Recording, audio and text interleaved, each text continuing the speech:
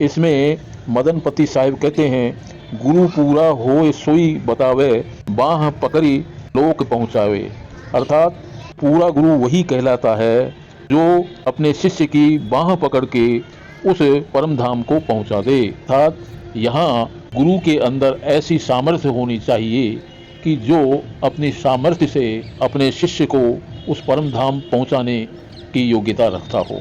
अब मित्रों, प्रश्न ये उठता है कि ऐसे गुरु को कैसे पहचाना जाए। साहिब बंदगी साहिब साहिब एक वीडियो सुनी थी और वो बता रहे हैं कि मदनपति साहिब कहते हैं कि बाँह पकड़कर निज लोक पहुंचावे। तो साहिब पूरा गुरु वही बताया जो बाँह पकड़ के निज लोक पहुंचाए। तो साहिब पूरा गुरु की थोड़ी व्याख्या बताएं कि कैसे उसको बाँह पकड़ के वो अपने निज लोक पहुंचाएंगे साहिब बंदगी साहिब। देखो, ये लोग क्या करते हैं, ये बाणी पढ़ लेते हैं लेकिन ये समझ नहीं पाते, क्योंकि ये लिखी हुई बाणी को केवल पढ़ना जानते हैं। ये लिखे पढ़े लोग हैं, ये पढ़े लिखे नहीं हैं।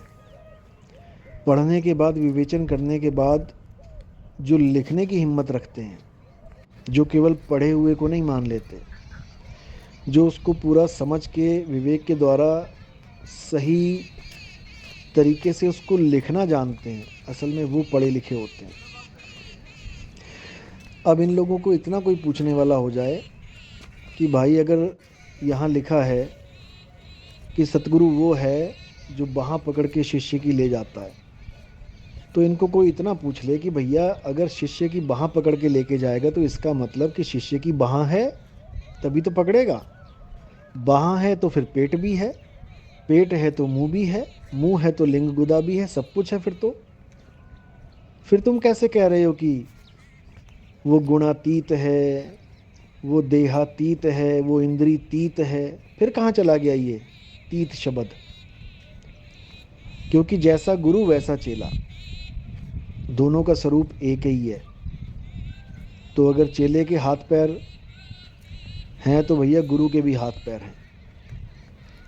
फिर तो गुरु भी एक आदमी के रूप में ही मिलेगा तुम्हें, और वहाँ जाके आदमी के रूप में ही गुरु के दर्शन करना, चंवर करना, सिंहासन लगा होगा उस पर बैठा देना उनको, और खूब अगरबत्ती करना, जोत करना, जो आज तक करते ही आ रहे थे पुराने पंथों में।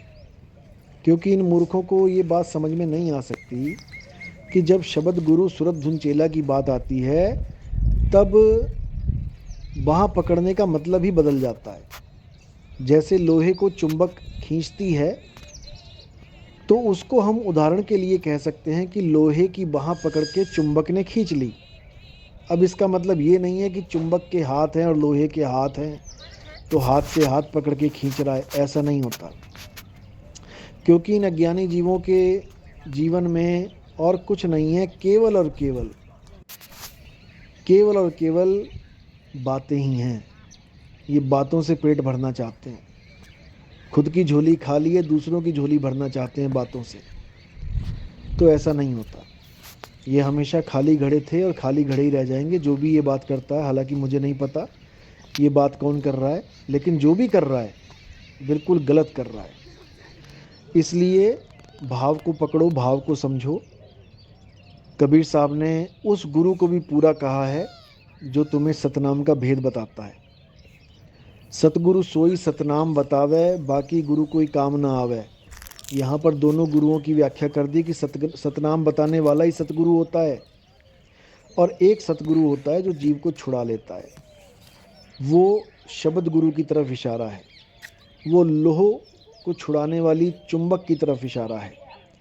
लोह चुंबक की प्रीत ज्यों लोह को लेत उठाए, ऐसा शब्द कबीर का काल से लेत छुड़ाए। अब यहाँ पर कबीर साहब ने अपनी बात नहीं करी कि मैं काल से छुड़ा लूँगा, ऐसा शब्द कबीर का। यहाँ पर शब्द गुरु की महिमा है, लेकिन ये लोग नहीं समझ सकते। इन लोगों को कबीर चाहिए जो हाथ से हाथ पकड़ के खींच ले इनको। वो ऐसा होने वाला नहीं है। ये सब 84 के ढोर हैं, ये सब 84 में जाने की तैयारी कर रहे हैं। सतनाम साहिब बंदगी पकड़ के ले जाता है तो भैया बाँह तो 5 तत्वों की है, कौन सी बाँह पकड़ाना चाहते हो?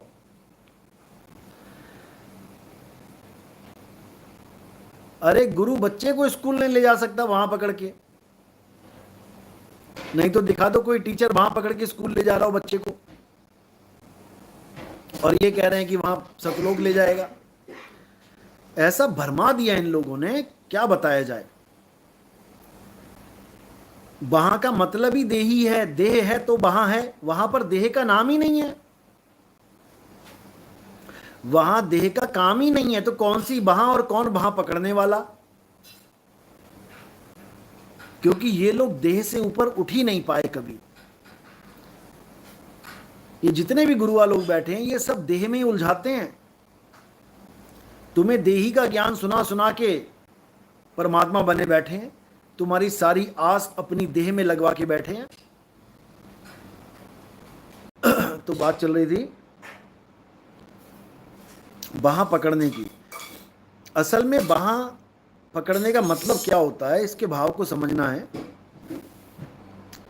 बाहां पकड़ने का मतलब होता है जैसे लोहे की बाहां पकड़ के चुंबक उसको अपने पास बुला ले।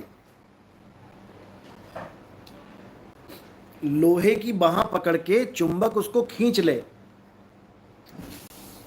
इस भाव में ये वाणी बोली जाती है कि गुरु ने बाह पकड़ ली, अब छूटेगी नहीं। मेरे सतगुरु पकड़ी बाह, नहीं नहीं तो मैं बह जाता। ये धर्मदास जी ने बोला। अब इसका मतलब ये नहीं कि धर्मदास जी का हाथ पकड़ लिया था कबीर साहब ने। ये सूरत और शब्द की बात चल रही है कि शब्द गुरु ने ऐसा ऐसा बाह पकड़ा मेरा, ऐसा खिंचाव पैदा हुआ और खिंचता ही चला गया मैं, जैसे लोहे को चुंबक खींचती है। लोह चुंबक की प्रीत ज्यों लोह को लेती उठाए, और ऐसा शब्द कबीर का काल से लेते छुड़ाए।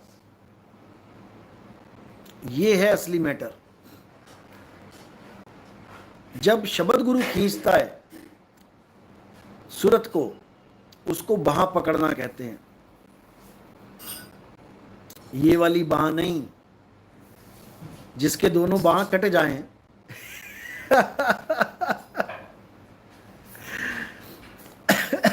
कोई ट्रेन से गिर जाए, उसकी दोनों बाह कट जाएं, पूरे कंधे से बिल्कुल जीरो, उसके क्या बाल पकड़ के लेके जाएगा? बताओ। या उसकी टांग पकड़ के उल्टा उल्टा उल्टा लटका के लेके जाएगा चमगादड़ की तरह, या गर्दन पकड़ के लेके जाएगा उसको। गजब के लोग हैं, गजब के। फिर कहते नितिन दास हंसता बहुत है। अबे तुम लोग हंसाते हो तो हंसता है। क्या किया जाए बताओ। ऐसे ऐसे धुरंधर आ जाते हैं वाणियों का अर्थ करने में कि लोटपोट हो जाए बंदा। गजब के लोग हैं। निशु साहिब, साधना चैनल पर आपकी एड्स कितने टाइम आती हैं? आप मुझे मैसेज कर देना, मैं बुलडोजर से जोड़ दिया है। बुलडोजर से रस्सी बांध दी तुम्हारी। अब या तो धीरे धीरे चलते रहो उसके साथ, पैदल पैदल धीरे धीरे चलते रहो, फिर तो ठीक है। अगर तुम रुक गए तो तुम्हें घसीट के ले जाएगा। यानी भक्ति करो ना करो, बुलडोजर घसीट के ले जाएगा तुम्हें। मजा क्या बताए बताओ।